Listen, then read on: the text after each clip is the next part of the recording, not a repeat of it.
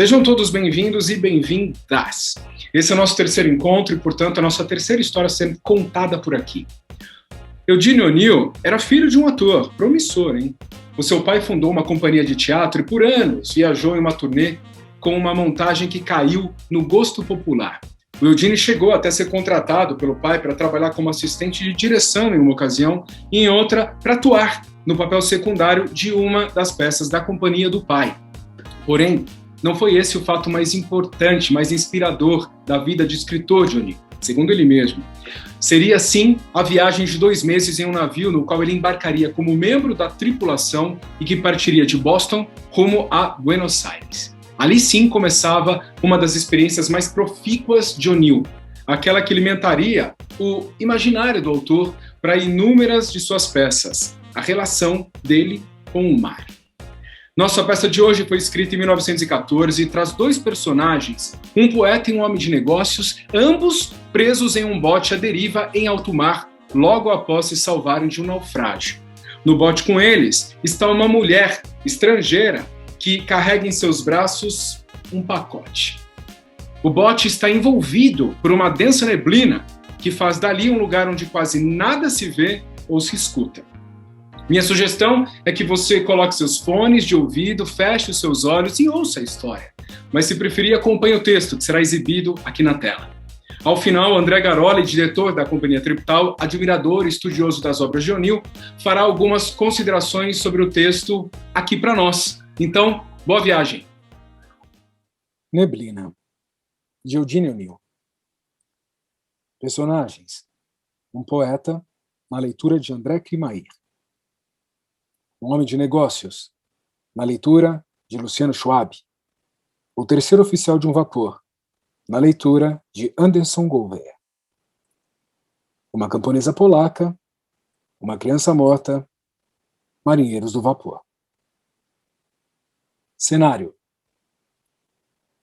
o bote salva-vidas de um vapor de passageiros boia à deriva, próximo aos Grand Banks de Newfoundland. Uma neblina densa paira pesadamente sobre o mar sereno.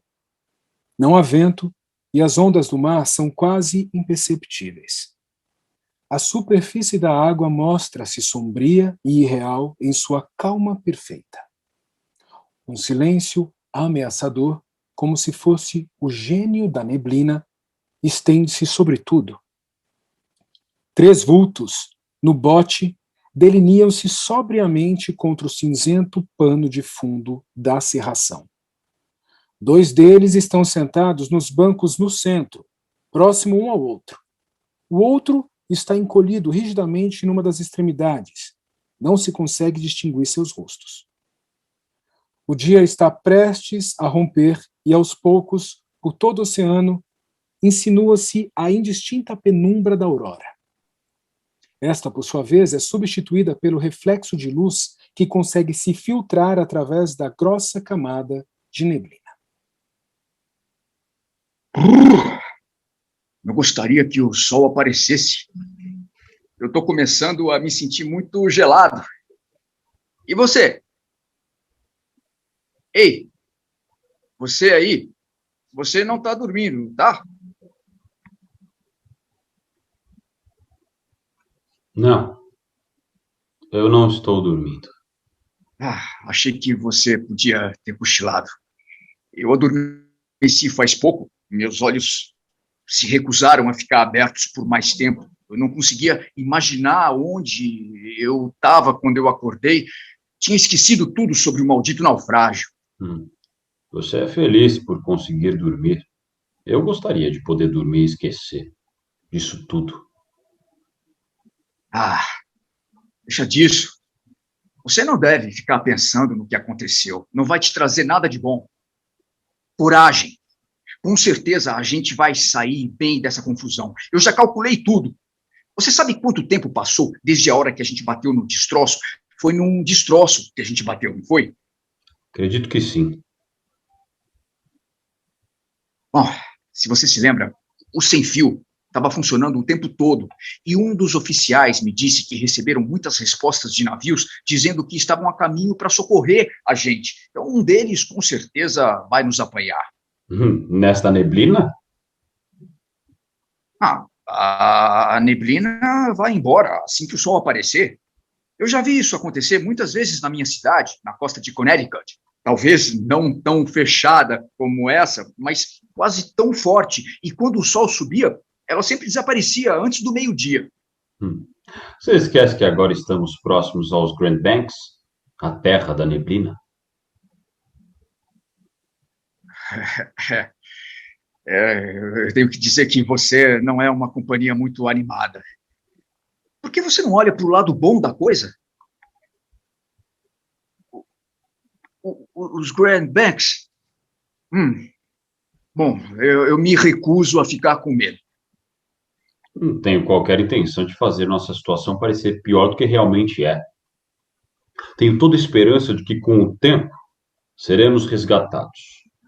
Mas é melhor não contar muito com isso. Só tornaria a frustração mais amarga quando ela vier. Acho que você está certo. Mas eu não consigo deixar de me sentir otimista. Você se lembra de como ficou deprimido ontem? Quando não conseguimos ouvir nenhum navio? É possível que hoje aconteça o mesmo, a menos que essa neblina se dissipe. Então não espere demais. Não, você está se esquecendo do fato de que ontem não teve sol. Aquele tempo não pode durar para sempre. Pode ser que não consigamos ver o sol por causa da neblina. Admito que ontem eu me senti bem desanimado depois daquela coisa terrível que aconteceu. Você quer dizer depois que a criança morreu? Eu achei que aquela mulher não ia parar de chorar nunca. Nossa, foi horrível. Os gritos dela, a neblina e nenhum outro som em qualquer outro lugar. Foi a coisa mais horrível que eu já vi ou ouvi falar. Eu nunca sonhei com algo pudesse ser tão carregado de tragédia. Foi o suficiente para dar tristeza em qualquer um, com certeza. Além disso, a minha roupa estava molhada e eu estava me congelando. Você pode imaginar como eu me sentia alegre. Não que agora as minhas roupas estejam secas, mas de algum jeito eu estou me sentindo mais quente. Então você pensa que a morte da criança foi uma coisa terrível? Claro. Por quê? Você não acha? Não. Mas você acabou de dizer que... Eu estava me referindo ao sofrimento e ao desespero da mãe. A morte foi boa para o menino. Evitou que ele passasse um longo ano num trabalho sórdido e servil. Não sei se eu concordo com você nisso. Todos têm uma chance nesse mundo, mas a gente tem que trabalhar duro. É claro. É assim que eu imagino a coisa. Que chance teria aquele pobre garoto, de natureza doentia e fraca por conta da subnutrição, transplantado para o quarto fétido de uma casa de contos ou para o barracão imundo de um vilarejo de mineiros? Que oportunidades tão brilhantes a vida lhe reservava que a morte não deveria ser considerada como uma bênção para ele? Eu quero dizer, se tivesse uma dose normal de aptidão e inteligência, considerando que fosse o filho típico de um migrante polonês, certamente suas perspectivas de algum dia vir a ser alguma coisa além de um burro de carga não eram brilhantes, eram. Bom, não, é claro que não. Mas se pudesse trazê-lo de volta à vida, você o faria? Conseguiria conscientemente arrastá-lo de seu tranquilo sono eterno para enfrentar o que tinha pela frente, deixando de lado a alegria que daria a sua mãe? Você faria isso por ele? Só por ele? Talvez não. Olhando por esse ponto de vista. Não existe outro ponto de vista. Ele era doente desde que nasceu, acometido por uma doença hereditária da qual apenas os homens mais vigorosos conseguem se livrar. O que é que você está querendo dizer com isso? Eu quero dizer A pobreza, a mais mortal e poderosa de todas as doenças.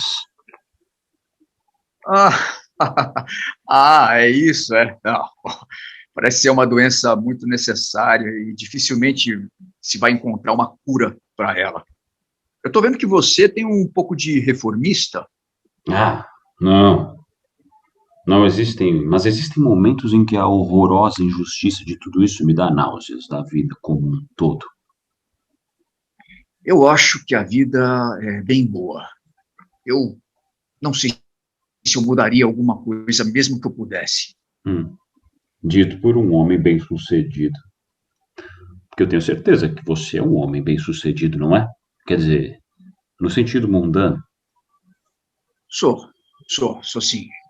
Eu acho que você pode me chamar de bem-sucedido, sim. Bom, eu construí uma pequena fortuna, mas não foi fácil. É bom que se diga. Você teve algumas vantagens, não teve?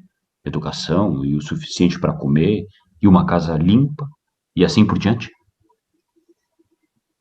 Eu fiz o colegial e, é claro, eu tive as outras coisas que você mencionou. Meus pais não eram exatamente o que se poderia chamar de pobres, mas com certeza não eram ricos. Por que você pergunta? Você acha que seria tão bem-sucedido e estaria tão satisfeito com a vida se tivesse começado com desvantagens iguais àquelas com as quais o menino teria de lutar se tivesse vivido? Isso eu não sei. Mas para que serve ficar falando do que do que podia ter acontecido? Eu não sou responsável pelo jeito que o mundo funciona. Mas supondo que fosse responsável. O quê? Quero dizer, supondo que nós, os membros satisfeitos e bem-sucedidos da sociedade, somos responsáveis pelas injustiças lançadas sobre as cabeças dos nossos menos afortunados irmãos em Cristo, por causa de nossa vergonhosa indiferença. Vemos miséria por todos os lados e não nos importamos. Não fazemos nada para evitá-la. Então não somos, pelo menos em parte, responsáveis por ela? Você algum dia já pensou nisso? Não. E não é agora que eu vou começar a pensar nisso. Entendo. Depende do que Écuba seja para você, para que chore ou não por ela. Écuba? Ah, você quer dizer a mulher? Você não pode me acusar de qualquer crueldade nesse caso. Eu nunca me senti tão triste por alguém em toda a minha vida. Até cheguei a chorar, de tão triste que eu me senti por ela. Por falar nisso, ela não soltou nem um pio desde que escureceu ontem à tarde. Será que ela está dormindo? Você consegue enxergar? Está mais perto dela do que eu. Aos poucos, o dia vai se tornando mais claro, apesar da neblina tão cerrada quanto antes. O rosto dos dois homens no barco pode ser vagamente distinguido agora. Um é redondo, bochechudo e bem barbeado. O outro é oval, com olhos grandes e escuros, bigode preto e cabelo preto puxado para trás de sua testa alta. A figura encolhida na extremidade do barco é claramente a de uma mulher. Um braço está jogado sobre o rosto, escondendo-o. No outro braço, ela segura algo parecido com uma trouxa de roupas brancas.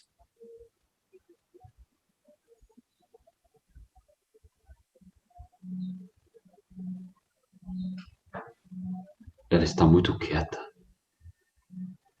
Deve estar dormindo. Espero que sim. Pobre mulher. É mesmo. Um pouco de sono vai fazer muito bem para ela. Ainda está segurando o corpo do filho próximo ao peito. Suponho que você... Desculpe eu te interromper, mas você já reparou como está ficando claro? Eu não tinha percebido até você se virar agora há pouco e eu estou conseguindo ver o seu rosto claramente. E poucos minutos atrás eu não conseguia dizer se você era loiro ou moreno.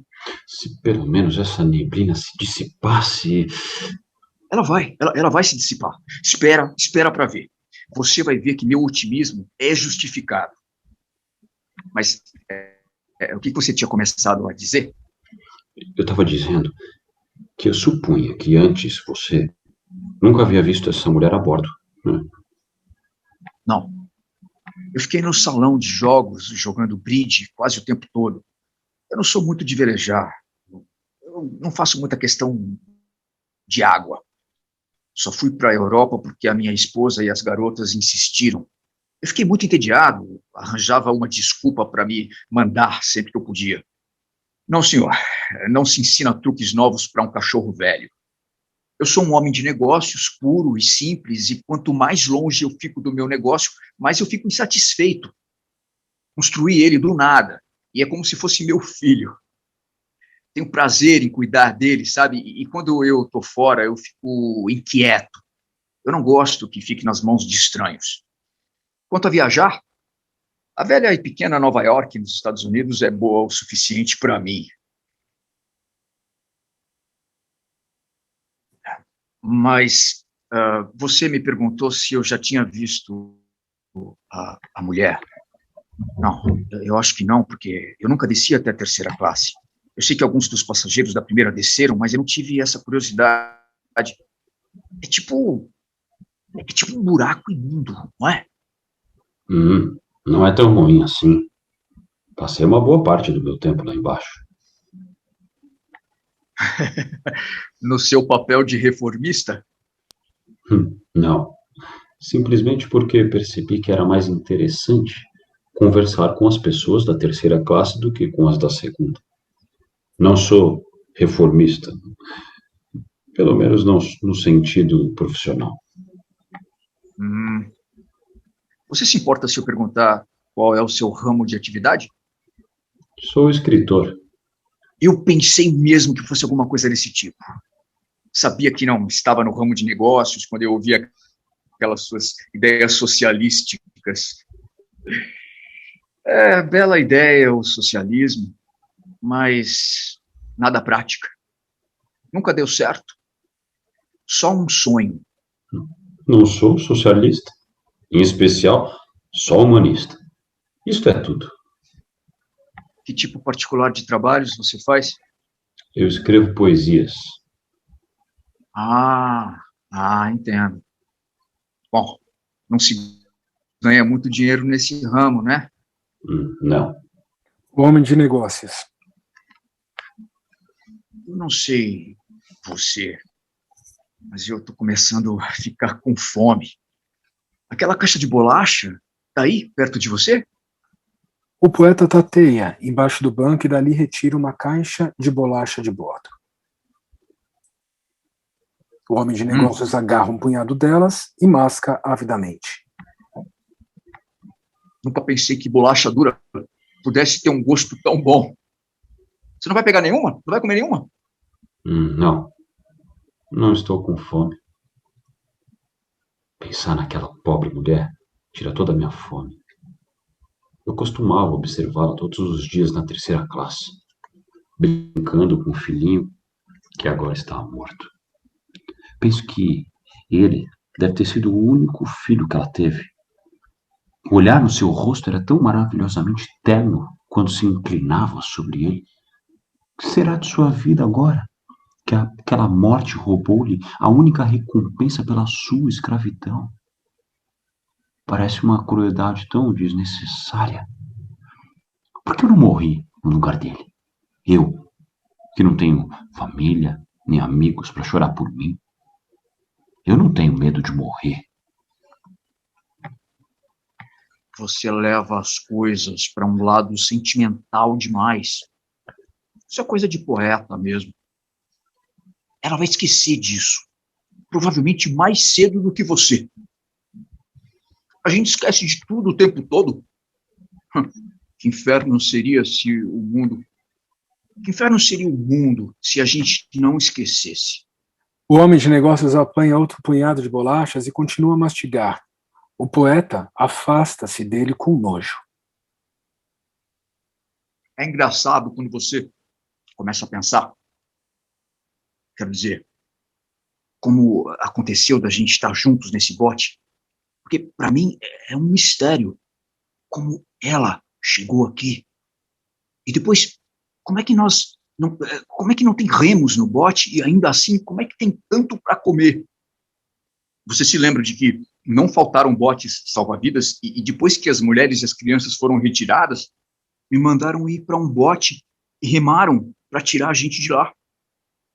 A maldição é que o nosso bote deve ter sofrido algum acidente, porque vazava feito uma peneira. Apesar de baldear a água que entrava, a gente logo foi despejado no mar.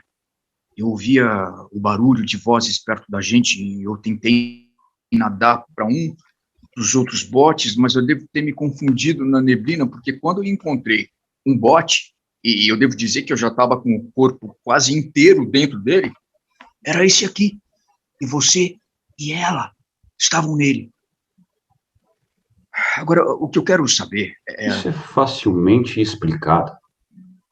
Alguma vez você já ficou tão desgostoso pelas frustrações e tão abatido pela vida em geral que a morte lhe parecesse ser a única saída? Dificilmente. Mas o que isso tem a ver com... Ouça, e você vai descobrir. Aquela era a maneira como eu me sentia. Desgostoso e abatido na alma, esperando pela morte. Quando o navio bateu naquele destroço, aquilo me pareceu providencial. Lá estava a solução pela qual eu esperava. Eu afundaria com o navio, e aquele pequeno pedaço do mundo que me conhecia pensaria que a minha morte foi acidental. Você quer dizer que ia cometer... Eu ia morrer, sim. Então me escondi na terceira classe, temendo que algum dos oficiais do navio insistisse em salvar minha vida, contra minha própria vontade. Finalmente, quando todos já haviam partido, saí e caminhei em torno do convés principal. Ouvi o som de vozes vindas de um canto escuro e descobri que esta mulher e o menino tinham sido deixados para trás. Não sei como isso aconteceu. Provavelmente ela se escondeu porque estava com medo de que o menino fosse pisoteado pelos imigrantes aterrorizados. Mas, de qualquer modo, lá estava ela. E decidi que se era tão feliz com seu amor pelo filho, seria errado deixá-la morrer. Olhei em volta e encontrei este bote salva-vidas que havia sido baixado para o convés principal e deixado pendurado ali. Os remos haviam sido removidos, provavelmente como remos extras para algum outro bote. Persuadi a mulher a embarcar nele, e depois subi para o convés dos botes e baixei o tanto que faltava para chegar na água. Não deu muito trabalho, porque o navio afundava na água de minuto a minuto. Depois, desci numa das cordas até o bote e, cortando as duas amarras, empurrei-o para longe do navio. Havia uma brisa suave que nos levou lentamente para o longe do navio que afundava, até que ele ficou escondido pela neblina. O suspense para esperar que afundasse de todo foi terrível. Quando deu seu mergulho fatal, mesmo àquela distância, fomos quase engolidos pelas ondas. O homem de negócio afasta-se do poeta, fortemente convencido que suas suposições sobre a semelhança entre poetas e malucos eram baseadas em fatos. Espero que tenha esquecido daquela ideia de suicídio. Esqueci. Completamente. Acredito que tudo que me aconteceu foi um prenúncio enviado pelos deuses para me convencer que a infelicidade já passou e que minha sorte vai mudar para melhor. Assim é que se fala. Às vezes a superstição pode ser uma coisa boa.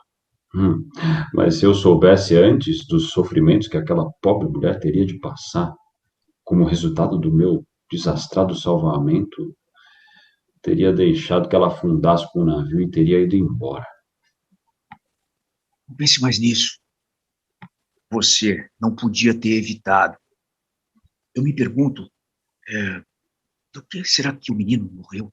Pensei que estivesse dormindo quando ouvi que se engasgou e tossiu, e no minuto seguinte, ela começou a gritar. Eu nunca vou me esquecer daqueles gritos pelo resto da minha vida. O menino era débil, frágil e suponho que o susto por que passou e a exposição ao tempo resultaram num tipo de convulsão.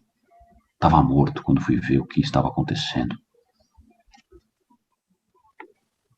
Está ficando consideravelmente mais claro.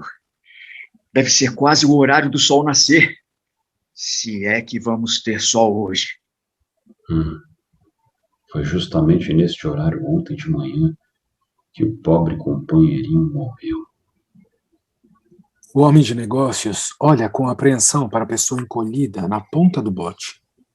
Agora que está mais claro, o que antes parecia uma trouxa de roupas brancas pode ser visto como uma criança de 4 ou 5 anos, com o rosto fino e pálido e cachos negros e compridos. O corpo está rígido, embrulhado num chale branco e os olhos apresentam-se abertos e vidrados. Não vamos mais falar sobre isso. Ela pode acordar e começar a gritar de novo, e eu não vou aguentar. Ela não entende inglês. De qualquer modo, ela ia saber que a gente estava falando do menino. As mães têm um instinto para isso. Eu já comprovei na minha própria família mais de uma vez. Você já perdeu algum dos seus filhos? Não, graças a Deus. Você deve mesmo agradecer a Deus. Mesmo que as pessoas esqueçam facilmente, como você falou há pouco. Você não é casado, é? Não. Eu achei que não era. Vocês, pessoas com temperamento artístico, têm uma tendência mais para afinidades do que para esposas. Eu acredito que tenham muitas delas. Você ouviu aquilo? Aquilo o quê?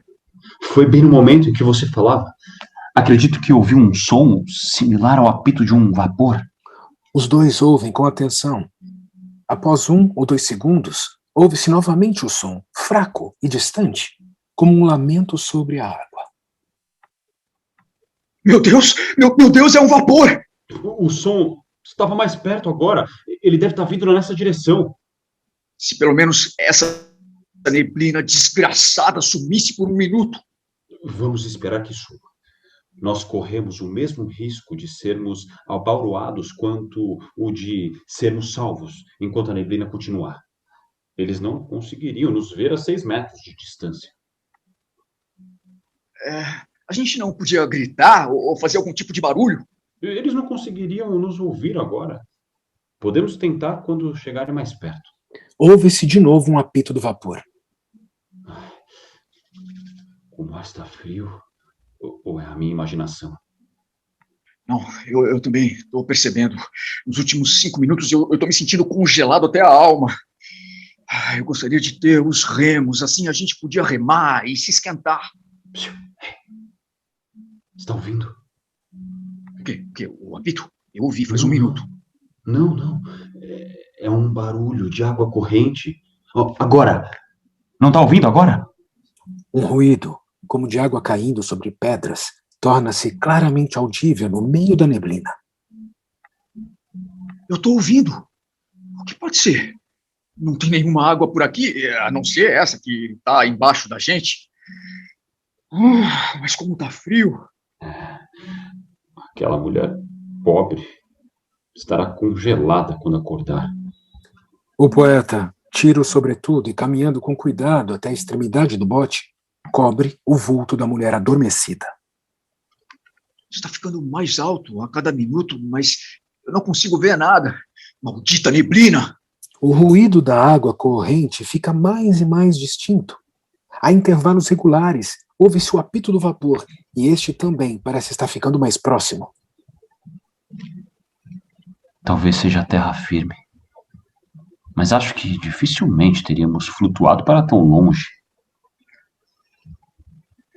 Meu Deus, o que é isso?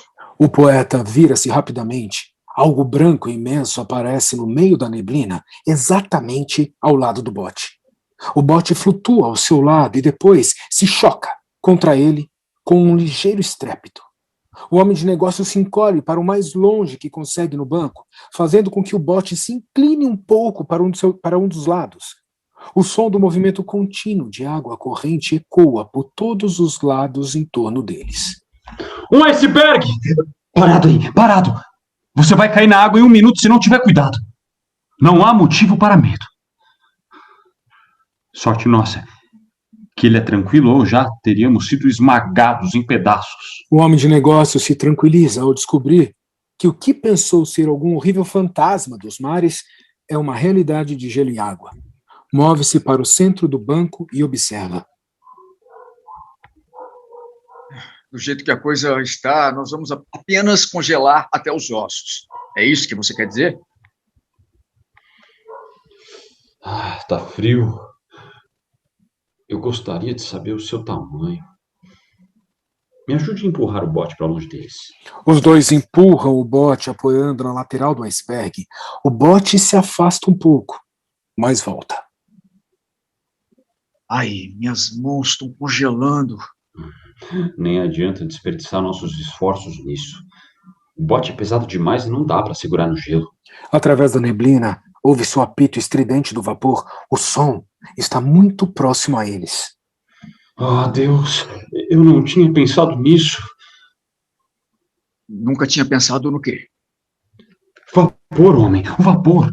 Pense no perigo em que ele se encontra.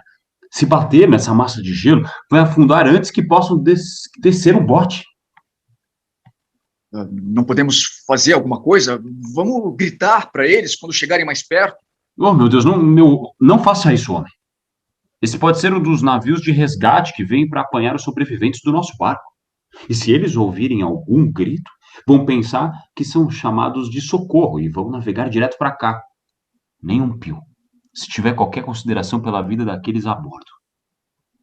Mas se a gente não mostrar para eles que estamos aqui, é bem capaz que passem por nós e nunca saibam disso. Nós podemos morrer, mas não podemos arriscar a vida dos outros para salvar a nossa. O homem de negócios não responde, mas um olhar carrancudo e teimoso aparece em seu rosto.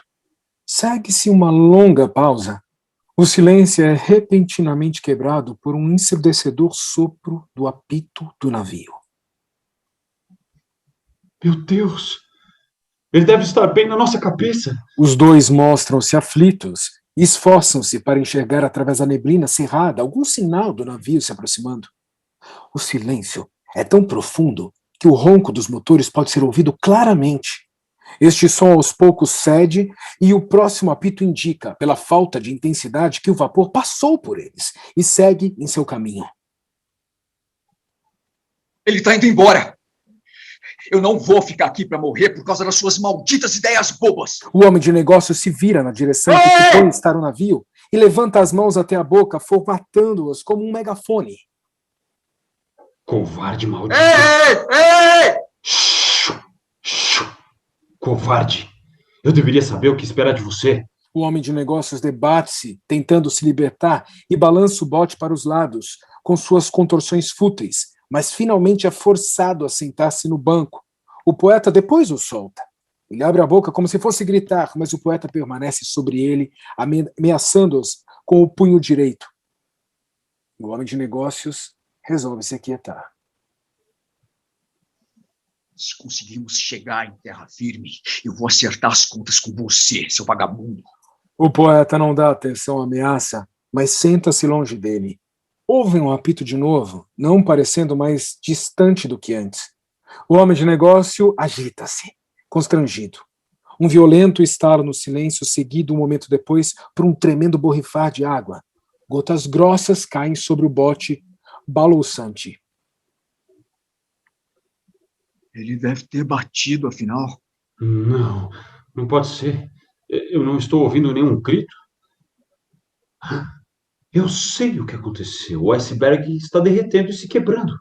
Aquilo foi um pedaço dele que caiu na água. Quase bateu na gente. Eu não vou mais aguentar isso. A gente vai ser esmagado, feito mosca. Eu vou me arriscar e nadar até o barco. Você pode ficar aqui e morrer se quiser. Enlouquecido ante a nova ameaça, o homem de negócios coloca um pé na borda do barco e está a ponto de se atirar à água, quando o poeta o agarra pelo braço e puxa-o de volta. Me deixa pular.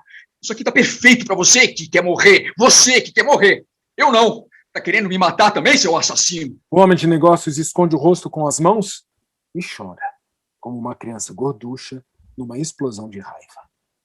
Seu bobo. Você não conseguiria nadar nem 5 minutos nessa água gelada? Ora, seja sensato. Haja como homem. O homem de negócios se chacoalha num misto de lamento e soluço. O apito soa de novo, e o navio, uma vez mais, parece estar nas proximidades. Com este sinal favorável, o homem de negócios sente uma nova esperança de vida e levanta a cabeça. E ele está chegando bem perto da gente de novo? Parece mesmo. E 1 minuto atrás, ouvi algo como remos rangendo nas forquetas e batendo na água. Talvez tenha baixado um barco.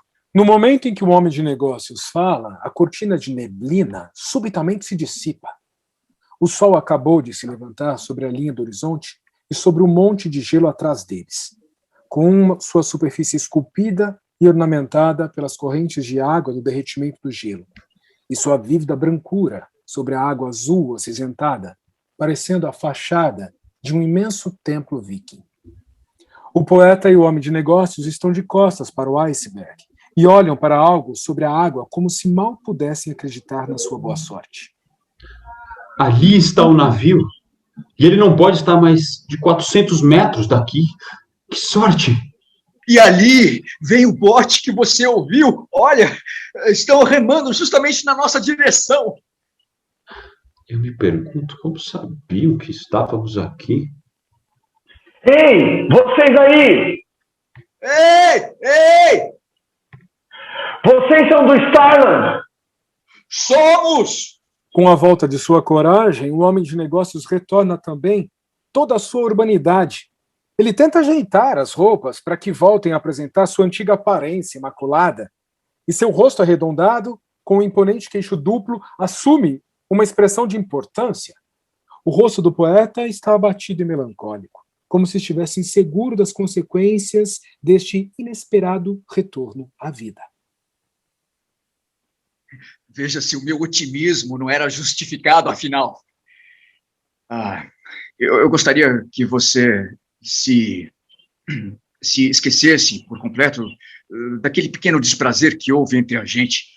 Eu devo confessar que eu fui um pouco tagarela e não sabia exatamente o que eu fazia. O homem de negócios estende a mão, hesitante. O poeta aperta com um ligeiro sorriso. Eu já tinha me esquecido de tudo. Obrigado. Ouve-se a voz que os havia cumprimentado dando ordens. O ruído dos remos cessa. E um momento mais tarde, um bote salva-vidas similar ao que estão, porém manejado por uma tripulação completa de marinheiros, aparece ao lado deles. Um jovem de uniforme, evidentemente o terceiro oficial do navio, está no comando. Olá! Olá! Vocês, com certeza, são uma visão muito bem-vinda. Vocês escolheram uma ilha engraçada para aterrissar.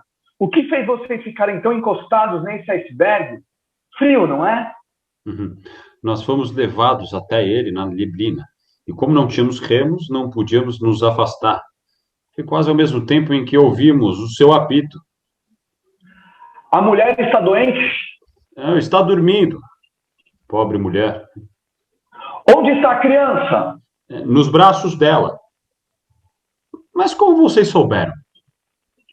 Nós nunca os encontraríamos se não fosse por ela. Por que vocês não gritaram ou fizeram algum tipo de barulho? Nós ficamos com medo de que viessem na nossa direção e batessem no iceberg. Mas nós poderíamos ter passado por vocês e nunca ter tido a menor ideia. Num caso desses, é preciso correr o risco.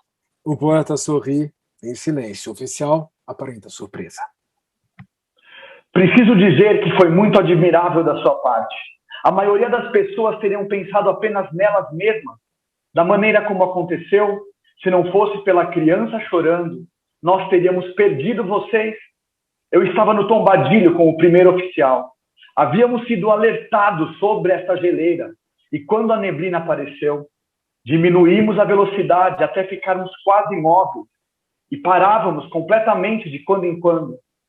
Foi durante uma dessas paradas, quando tudo estava quieto, que ouvimos o choro. E eu disse para o primeiro oficial: parece uma criança chorando, não parece? E ele também achou que parecia. E foi se tornando mais e mais claro, até que não havia mais jeito de estarmos enganados. Soava sobrenatural demais, como tudo tão quieto e a neblina tão cerrada. Falei de novo para ele: é uma criança, com certeza. Mas com mil diabos, como teria ido parar ali? E depois nós dois lembramos que havíamos recebido ordens para ficar em alerta para qualquer um dos sobreviventes do Starland que não tivesse sido resgatado ainda. E o primeiro oficial disse: provavelmente são alguns dos pobres diabos do Starland. E me falou para descer um bote. Agarrei uma bússola e pulei para dentro dele. Não conseguíamos ouvir a criança chorando o tempo todo. Não conseguíamos, rapazes?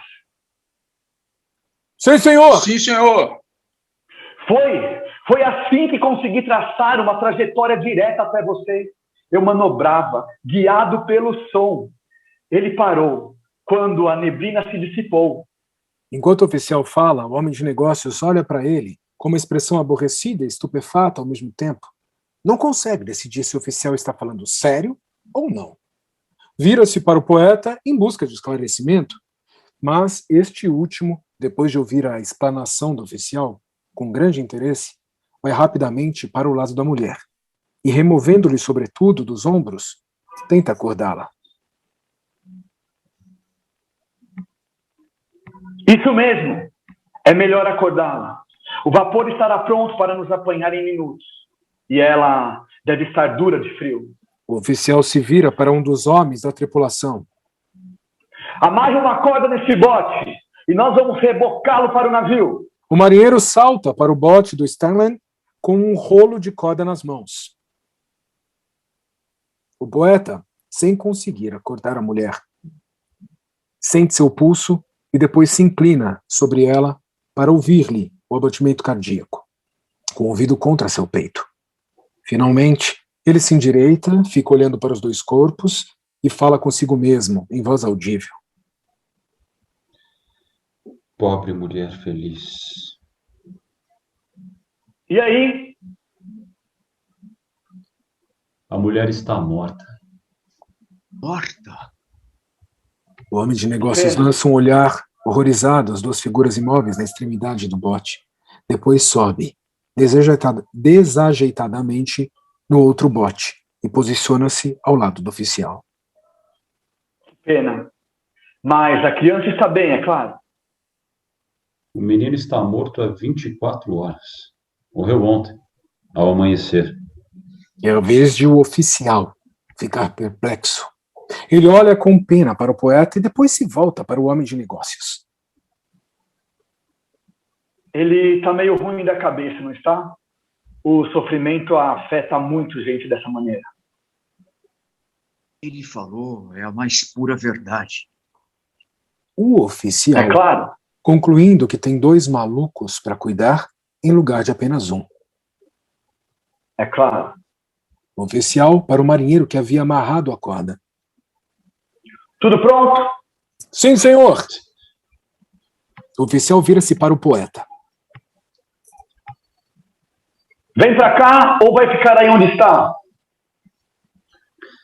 Acho que eu vou ficar com os mortos. O poeta está sentado no lado oposto, as duas figuras estáticas, olhando com muita tristeza para seus rostos imóveis. Bobo Alegre. Tripulação! Força total! Os remos penetram na água e os dois botes deslizam rapidamente para longe do iceberg. A brisa da manhã fresca encrespa a água, levando ao ouvido atento algumas palavras do homem de negócios, proferidas como se discutisse, mas com a entonação decidida de alguém que raramente é contrariado. A mais pura verdade. Então, veja só, me perdoe por dizer isso, oficial. O que você acabou de nos contar é quase inacreditável. Fecham-se as cortinas.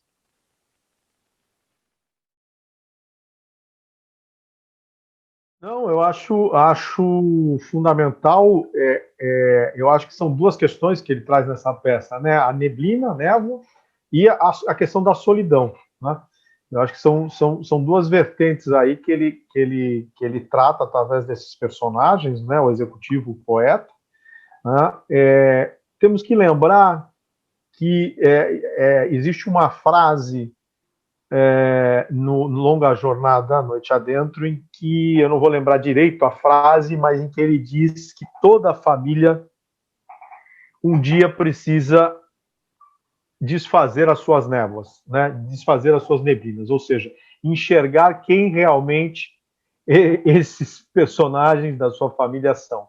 Né? Não vamos esquecer, a mãe do O'Neill era uma mulher que perdeu um filho, né?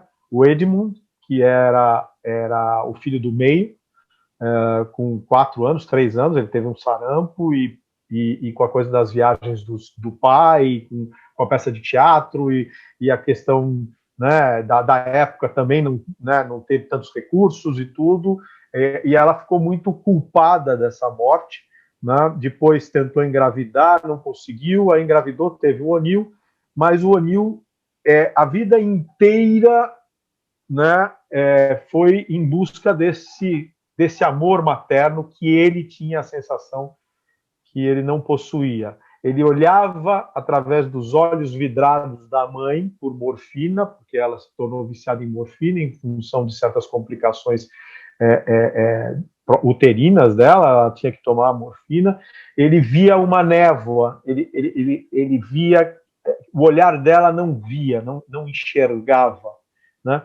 Então eu tenho a sensação que essa peça me emociona muito assim ao pensar sobre a vida do O'Neill, né? Eu acho que é a primeira, vamos dizer, peça em que ele vai de uma forma aí sim psicologizada falando mesmo, né? Embora ele use a estrutura das máscaras, que é o executivo e o poeta, quer dizer, ele vai exatamente usar, não são personagens que têm uma estrutura psíquica formada, eles representam uma máscara, eles representam um discurso, mas ele vai colocar a mãe e esse filho morto com a névoa. Então, acho que ali ele traz com uma potência essa imagem da vida dele, da observação da vida dele. E, ao mesmo tempo, joga para o poeta, que no caso o representa, o discurso de que foi melhor assim, né? Então eu sinto que ele traz para o poeta um personagem que olha a morte como uma libertação, né? Não vamos esquecer que é uma mulher polonesa, né? A gente está falando aí do período da Primeira Guerra Mundial, a Polônia vivia, né, um país muito pobre. Então o poeta coloca dizendo assim, qual seria a vantagem que essa criança teria em sobreviver, né? Acho que isso é uma dádiva. Enquanto que o executivo diz, não, eu acho que todo mundo deve ter uma chance, né? Esse rapaz poderia ter uma oportunidade.